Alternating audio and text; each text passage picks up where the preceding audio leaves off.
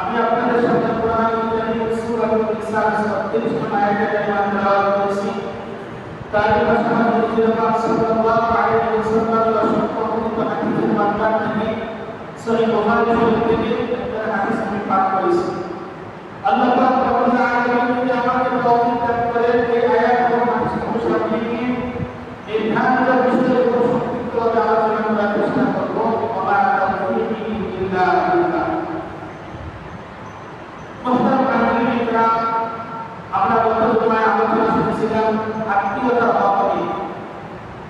আলোচনা শোনা আছে আত্মীয়তার হক নিয়ে আমরা আলোচনা শুনেছিলাম।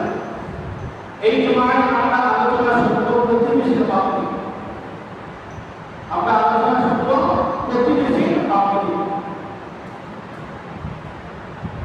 আপনাদের কাছে দোয়া করছি যারা আমার আলোচনা শুনতেছেন প্রত্যেকে আমার জন্য দোয়া করবেন যেন আমার জবাব থেকে মূল্যবান কিছু কথা যেন আল্লাহ রাব্বুল আলামিন বের করে দেন। এই কথাগুলো শোনার পর আমার সকলের জন্য হেদায়েতের মাধ্যম হয়ে যায়। সকলে বলেন আমিন। মুহতারাম মুসলিমিন ইকরাম, মানুষ একটা সামাজিক প্রাণী।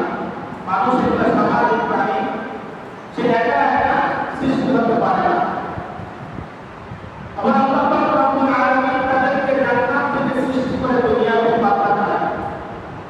মানুষ দুনিয়াতে আগমন হওয়ার মাধ্যম হচ্ছে তার পিতা মাতার মাধ্যমে। প্রত্যেকটা বনি আদম দুনিয়াতে আগমন করে থাকে। জন্মগতভাবে মানুষ একটা পরিবার হয়ে যায়। আর এই পরিবারের পাশাপাশি আর অনেকটা পরিবার থাকে, এভাবে একটা সমাজ গড়ে ওঠে। সমাজের মধ্যে শান্তি শৃঙ্খলার জন্য পাড়া প্রতিবেশীদের সাথে সুন্দর আচরণ করতে হবে, তাদের সঙ্গে সুসম্পর্ক রাখতে হইবে, হৃদয়টা বজায় রাখতে হইবে। তাহলে একটা সুন্দর সমাজ গঠন করা সম্ভব হবে। অন্যথায় যদি পাড়া প্রতিবেশীদের সাথে সুন্দর আচরণ না হয়, সুসম্পর্ক করে না ওঠে, একজন আরেকজনকে মারবে, প্রতিবাদ করার মানুষ থাকবে না। একজন আরেকজনের হক নষ্ট করবে, প্রতিবাদ করার কেউ থাকবে না। পুরা সমাজ অত্যাচারে বর্তমান হয়ে যাবে। এমনকি মানুষগুলা সমাজ থেকে শান্তি দূর হয়ে যাবে। মানুষের শান্তি শৃঙ্খলা কিছু থাকবে না। সুন্দরভাবে ভালোভাবে তারা বসবাস করা মুশকিল হয়ে যাবে। এজন্য ভাই, সেই পরস্পরের প্রতি যদি আপনার শ্রদ্ধা হয়, পরস্পরের প্রতি যদি আপনার যত্নবান আপনি হন, তার প্রতি হৃদয়তা যদি বজায় রাখতে পারেন, তাহলে শান্তিপূর্ণ একটা সমাজ বা রাষ্ট্র আমরা রাখতে পারি। শান্তিপূর্ণ সমাজ গঠনের জন্য মানুষের হকের হক আদায় করার জন্য ইসলামের মধ্যে বিধিবিধান রয়েছে। কোরআন হাদিসের মধ্যে তাকিদ রয়েছে মানুষের হক আদায় করার জন্য। মানুষের হকের মধ্যে অন্যতম একটি হক হচ্ছে প্রতিবেশীর হক। গত জুমায় আমরা বলেছিলাম আত্মীয়তার হক। এই জুমায় বলতেছি প্রতিবেশীর হক। হকের মধ্যে আরেকটি গুরুত্বপূর্ণ হক হচ্ছে প্রতিবেশীর হক। প্রতিবেশীর সঙ্গে পাড়া প্রতিবেশীর সঙ্গে সুন্দর আচরণ, সুন্দর ব্যবহার, আপনার মানবিকতা দেখে সমাজের মধ্যে শান্তি শৃঙ্খলা চলে আসে। অন্যথায় শান্তি শৃঙ্খলা আসার মাত্র থাকবে। যদি একে অপরের হিংসা বিদ্বেষ থাকে, দিন দিন সমাজের মধ্যে ব্যভিচার, অত্যাচার, জুলুম বাড়তেই থাকবে। কোরআন হাদিসের মধ্যে প্রতিবেশীর হকের ব্যাপারে গুরুত্বপূর্ণ আলোচনা হয়েছে। রাসূল আকরাম সাল্লাল্লাহু আলাইহি ওয়াসাল্লাম, সাহাবায়ে কেরাম এবং সাহাবায়ে সালিহিনগণ তারা সকলেই প্রতিবেশীর হকের ব্যাপারে সচেতন ছিলেন। শুধু তাই নয়, অমুসলিমদের যারা অমুসলিম প্রতিবেশী তাদের হক পর্যন্ত তারা সকলেই পায়ে পায়ে করে আদায় করেছে। সুবহানাল্লাহ বলেন না? মুহতারাম মুসলিমিন ইকরাম, আমরা সম্পর্কে আলোচনা শুরু। প্রথম কথা হচ্ছে প্রতিবেশী। আপনার কে প্রতিবেশী? আমরা অনেকে মনে করি যে আমার ঘরের সঙ্গে যাদের ঘর রয়েছে তারাই আমাদের প্রতিবেশী, আমরা অত্যন্ত না। বিষয়টা মূলত এমন নয়। আপনার সঙ্গে যারা কাজ করতেছে সে যেই জায়গায় হোক না কেন, ওই আপনার যে কাজের বন্ধু সে আপনার প্রতিবেশী। বিকালবেলা থেকে আপনার সঙ্গে খেলাধুলা করতেছে সেও আপনার প্রতিবেশী। যার সঙ্গে আপনি মাদ্রাসা স্কুলে যার সঙ্গে লেখাপড়া করতেছেন সেও আপনার প্রতিবেশী। আপনার জমিনের সঙ্গে যার জমিন রয়েছে সেও আপনার প্রতিবেশী। আপনার ঘরের সঙ্গে যার ঘর রয়েছে সেও আপনার প্রতিবেশী। শুধু তাই নয়, আপনি জাহাজের মধ্যে, প্লেনের মধ্যে, গাড়ির মধ্যে, বাসের মধ্যে, ট্রেনের মধ্যে আপনার পাশের সিটের লোক আপনার প্রতিবেশী।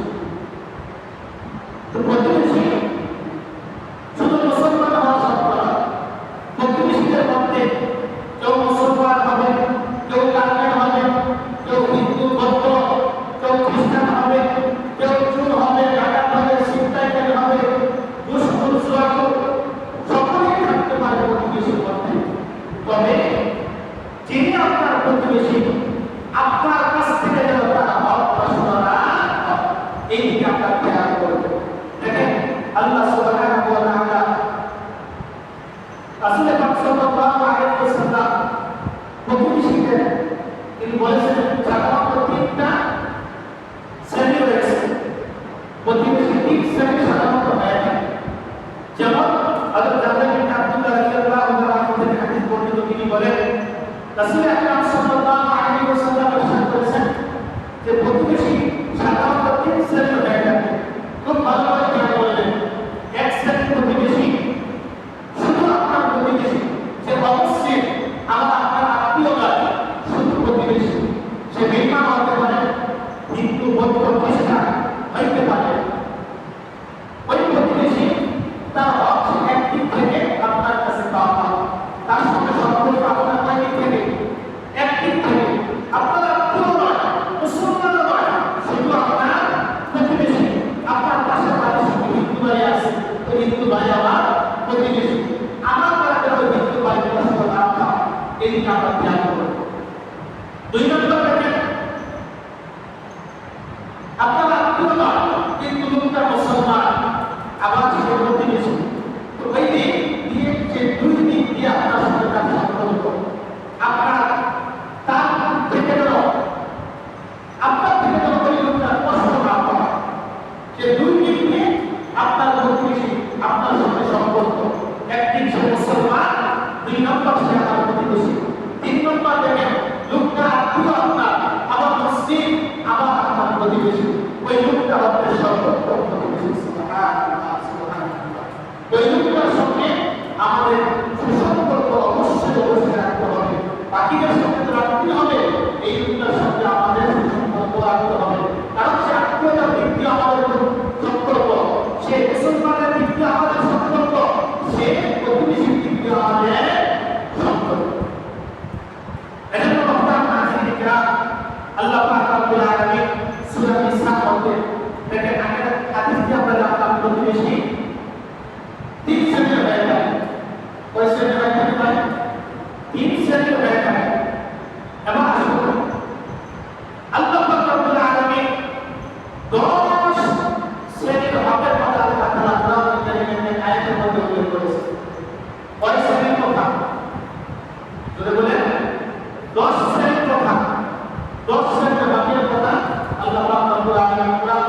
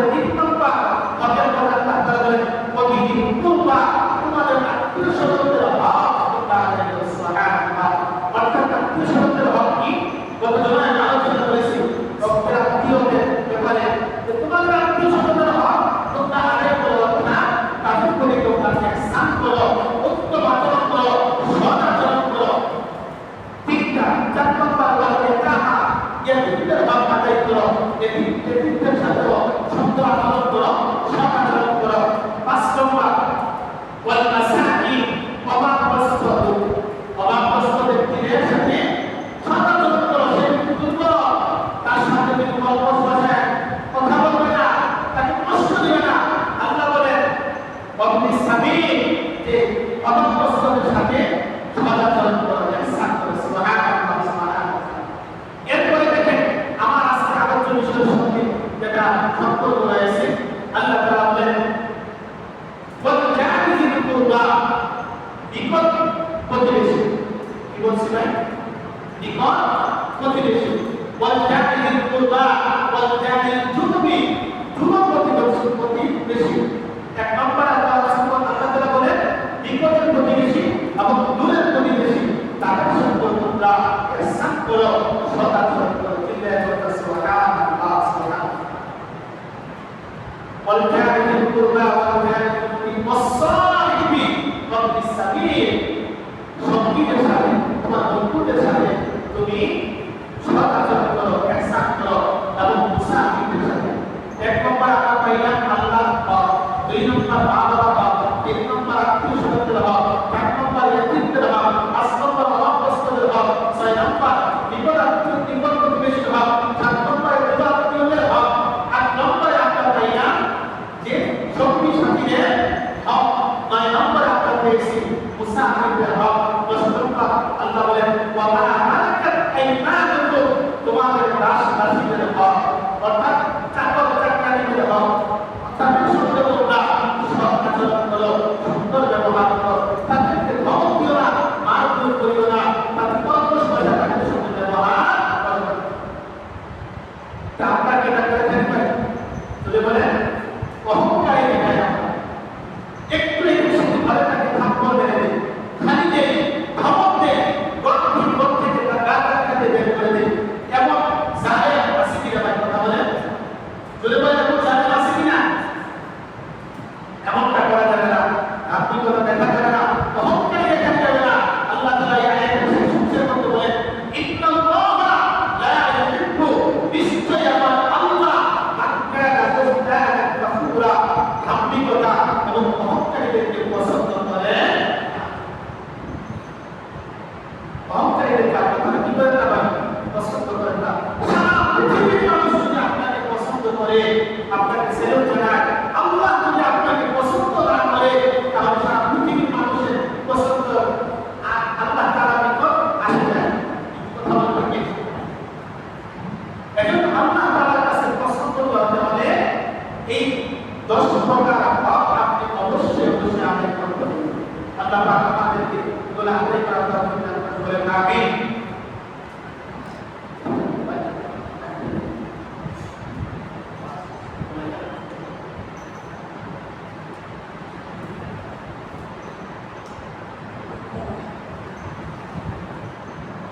এবার আসুন ভাই হাদিসের আলোকে, কোরআন থেকে আমরা বুঝাইলাম 10 শ্রেণীর হকের কথা, হাদিসের আলোকে আমরা জানি। দেখেন প্রতিবেশীর হকের গুরুত্ব কতটা, প্রতিবেশীর হকের গুরুত্ব কতটা। এক নম্বর রাসূল আকরাম সাল্লাল্লাহু আলাইহি ওয়াসাল্লাম আশঙ্কা করছেন প্রতিবেশীর হকের ব্যাপারে হযরত জিবরাইল আমাকে এত তাকিদ দিয়েছে, এতবার তাকিদ দিয়েছে, যখনই আসতো তখন আমাকে প্রতিবেশীর হকের কথা বলতো। আমার আশঙ্কা হয়েছে, আমি আশঙ্কা করতাম, আমি ধারণা করতাম না যে এই প্রতিবেশীকে আমাদের সম্পদের ওয়ারিস বানিয়ে দেয়। সুবহানাল্লাহ, হাদিস হযরত আব্দুল্লাহ ইবনে মাসউদ রাদিয়াল্লাহু তাআলা থেকে হাদিস বর্ণিত, তিনি বলেন আল্লাহ রাসূলুল্লাহ সাল্লাল্লাহু আলাইহি ওয়াসাল্লাম قال, হযরত আব্দুল্লাহ ইবনে মাসউদ রাদিয়াল্লাহু তাআলা বলেন রাসূল আকরাম সাল্লাল্লাহু আলাইহি ওয়াসাল্লাম ইরশাদ করেছেন মা যালা জিবরাইল সাল্লাল্লাহু আলাইহি ওয়াসাল্লাম ইউসিনি বিল জার, ইউসিনি বিল জার। হযরত জিবরাইল আলাইহিস সালাম আমার নিকটে এতটা প্রতিবেশীর হকের ব্যাপারে তাকিদ দিয়েছে, হাত্তা জানাতু হাত্তা আন্নাহু জানাতু আই ওয়ারিসু আও ক্বালা খাশিতু আই ওয়ারিসু। হযরত রাসূল আকরাম সাল্লাল্লাহু আলাইহি ওয়াসাল্লাম বলেন আমার এতটা ধারণা হয়েছে, প্রথম বলে জানাতু আমার ধারণা হয়েছে, আমার হাদিসের শেষের মধ্যে রাসূল বলেন আও ক্বালা খাশিতু আই ওয়ারিসু, অথবা রাসূল বলেছেন যে আমার আশঙ্কা হয়েছে যে আত্মীয়তা এই প্রতিবেশীদেরকে সম্পদের ওয়ারিস বানিয়ে দিবে। সুবহানাল্লাহ বলেন না, কখনো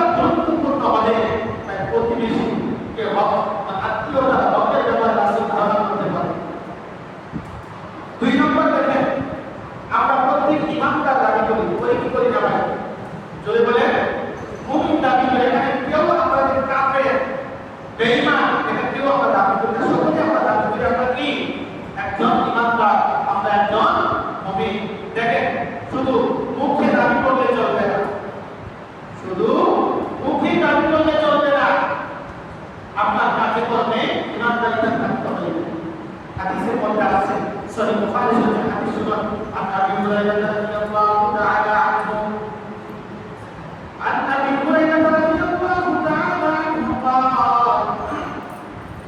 قال رسول الله صلى الله عليه وسلم من كان يؤمن بالله واليوم الآخر أبو هريرة رضي الله تعالى عنه বলেন রাসূল আকরাম সাল্লাল্লাহু আলাইহি ওয়াসাল্লাম ইরশাদ করেছেন যে ব্যক্তি আল্লাহ ও আখিরাতের উপর ঈমান রাখে এবং যে ব্যক্তি আল্লাহ ও আখিরাতের উপর ঈমান রাখে হাল ইয়াকুল খায়রান আও ইয়াসমুত সে যেন ভালো কথা বলে অথবা যদি ভালো কথা না বলতে পারে সে যেন চুপ থাকে ওয়ামান কানা ইউমিনু বিল্লাহি ওয়াল ইয়াউমিল আখির যে ব্যক্তি আল্লাহ ও আখিরাতের উপর ঈমান রাখে আলা ইউজি জাহু রাসূল বলেন সে যেন তার পরিস্থিতি থেকে তার প্রতিবেশী নিরাপদ থাকে সুবহানাল্লাহ তার কষ্ট সে যেন তার প্রতিবেশীকে কষ্ট থেকে বিরত থাকে কষ্ট দেওয়া থেকে বিরত থাকে তিন নম্বর রাসূল বলেন ওয়ামান কানা ইউমিনু বিল্লাহি ওয়াল ইয়াউমিল আখির ফালইউকরিম দয়ফাহু সে যেন তার মেহমানদেরকে সম্মান করে সুবহানাল্লাহ এই হাদিসের মধ্যে আমরা তিনটা কথা পাইলাম এক নম্বর সে যেন ভালো কথা বলে অন্যথায় সে যেন চুপ থাকে দুই নম্বর যে আল্লাহ এবং আখিরাতের প্রতি ঈমান রাখে তার পরিস্থিতি থেকে যেন তার প্রতিবেশী নিরাপদ থাকে বলুন না সুবহানাল্লাহ সুবহানাল্লাহ তিন নম্বর যে আল্লাহ এবং আখিরাতের প্রতি ঈমান রাখে সে যেন তার মেহমানদেরকে সম্মান করে সুবহানাল্লাহ এই হাদিস থেকে আমরা জানলাম প্রতিবেশীর পরিস্থিতি থেকে যারা পরিস্থিতি থেকে তার প্রতিবেশী নিরাপদ সে মুমিন সে ঈমানদার সুবহানাল্লাহ সুবহানাল্লাহ এজন্য ভাই তুমি সাবধান আপনি যদি আপনার প্রতিবেশীকে কষ্ট দিয়ে তাকে সুন্দরভাবে বসবাস করতে না দেন তাহলে আপনি পরিপূর্ণ ঈমানদার দাবি করতে পারবেন না যদি আপনি ঈমানদার দাবি করতে হয় তাহলে আপনার পরিস্থিতি থেকে আপনার প্রতিবেশী নিরাপদ থাকতে হবে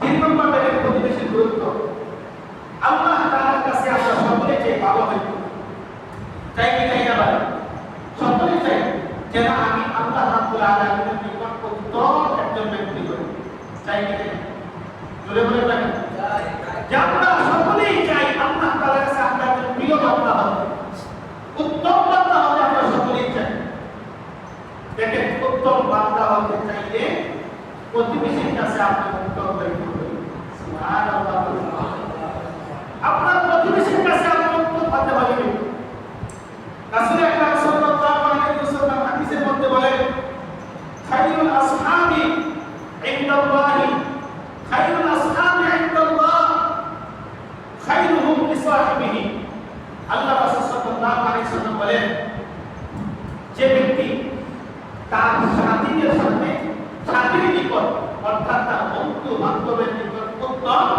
সে আল্লাহ তাআলার নিকট উত্তম বলুন সুবহানাল্লাহ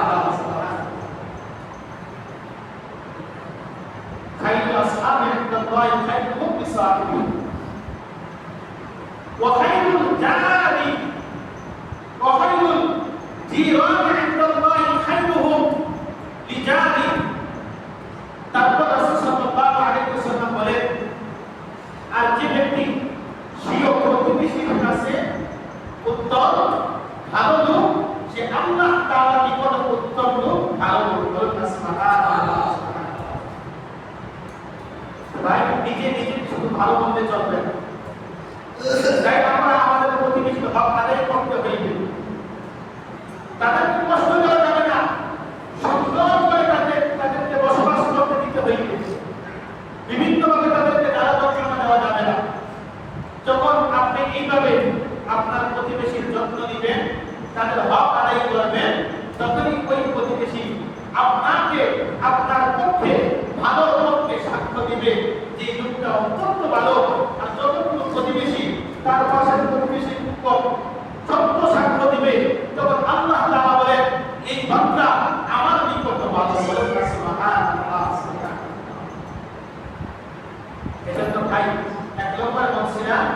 যে সম্পদের ওয়ারিস বানিয়ে দিবে নাকি রাসূল এই ধারণা করেছে। 2 নম্বর বলছি যে রাসূল বলেছেন যারা আল্লাহ এবং আখিরাতের প্রতি ঈমান রাখে তারা যেন তার প্রতিষ্ঠাতা থেকে তার প্রতিবেশী নিরাপদ থাকে। 3 নম্বর বললাম, 3 নম্বর কি বলছি ভাই বলেন? যার কাছে তার প্রতিবেশী উত্তম, আল্লাহ তাআলা নিকট ওই প্রতিবেশী উত্তম। সুবহানাল্লাহ সুবহানাল্লাহ। দেখেন 4 নম্বর, আমরা একটা কাজ করে থাকি, আমরা যেকোনো একটা কাজ করি, ওই কাজটা ভালো করলাম না মন্দ করলাম আমরা বুঝতে পারি না। ওই ভালো আর মন্দ বোঝার মাপকাঠি হচ্ছে প্রতিবেশী। সুবহানাল্লাহ সুবহানাল্লাহ। ওই ভালো আর মন্দ বোঝার মাপকাঠি হচ্ছে কি ভাই? প্রতিবেশী।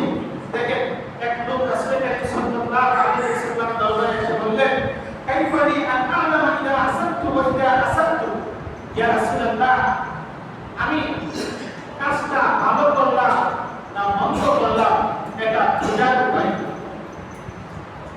قال النبي صلى الله عليه وسلم তখন রাসূল আকরাম সাল্লাল্লাহু আলাইহি ওয়াসাল্লাম ইরশাদ করেন, ইযা সামি'তা জিরানাকা ইয়াকুলুন, যখন তুমি শুনবা ও বান্দা, যখন তুমি শুনবা, আল্লাহ রাসূল বলেন ও উম্মত যখন তুমি শুনবা ইযা সামি'তা জিরানাকা ইয়াকুলুন, তোমার প্রতিবেশী বলেছে যে আমকার আহসানতা ফাকাদ আহসানতা, যখন তোমার প্রতিবেশী বলবে আপনি এই কাজটা খুব ভালো করেছেন, খুব ভালো হয়েছে, তখন তুমি অবশ্যই ওই কাজটা ফাকাদ আহসানতা, তুমি ভালো করেছেন বলে সুবহানাল্লাহ সুবহানাল্লাহ।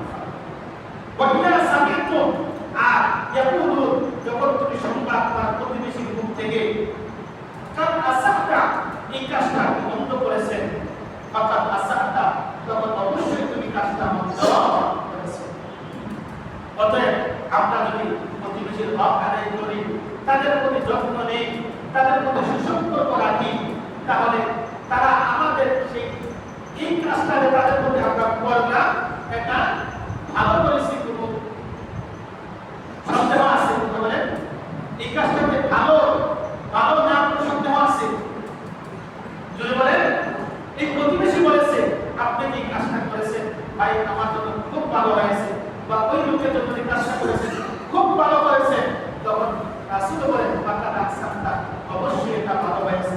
আর যখন প্রতিবেশী বলবে আপনি এই কাজটা ঠিক করেন নাই, আমার প্রতি আপনি সুলুক করে ফেলেছেন ভাই, ওই লোকের প্রতি আপনি সুলুক করে ফেলেছেন, তখন ফাকাদ আহসানতা, অবশ্যই এটা আপনি সুলুক করেছেন, এটা আপনি মন্দ কাজ করেছেন। অতএব ভালো আর মন্দ মাপকাঠি কি ভাই? বলে বলেন প্রতিবেশী। ভালো আর মন্দের মাপকাঠি প্রতিবেশী। দেখেন আরেকটা হাদিস শুনে শেষ করব, দুইটা হাদিস বলছি।